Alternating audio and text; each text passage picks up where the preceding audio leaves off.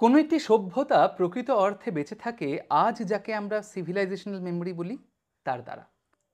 ভারতবর্ষ তো কেবল একটি দেশের নাম নয়, তা পৃথিবীর সবচেয়ে প্রাচীন এবং নিরবচ্ছিন্নভাবে চলে আসা একমাত্র সভ্যতা। আর এই সার্ভাইভাল সম্ভব হয়েছে আমাদের শাস্ত্রগুলি যে ফাউন্ডেশনাল প্রিন্সিপালগুলির উপর আধার করে রচিত তার দ্বারা। আমরা আজ সিভিলাইজেশনাল মেমোরির কথা বেশ খানিকটা সোচ্চার হয়ে বলা শুরু করেছি, কিন্তু ভাবুন তো, কত হাজার বছর আগে ভারতবর্ষের মুনি ঋষিরা এই প্রয়োজনের কথা বুঝেছিলেন। এবং শুধু যে বুঝেছিলেন তাই নয়, তা কম্পাইল করার বা সম্পাদনার এমন এক পন্থা আবিষ্কার করেছিলেন যাতে বৈচিত্র্যের মধ্যে যে ঐক্যতার বোধ কোনোভাবেই নষ্ট না হয়।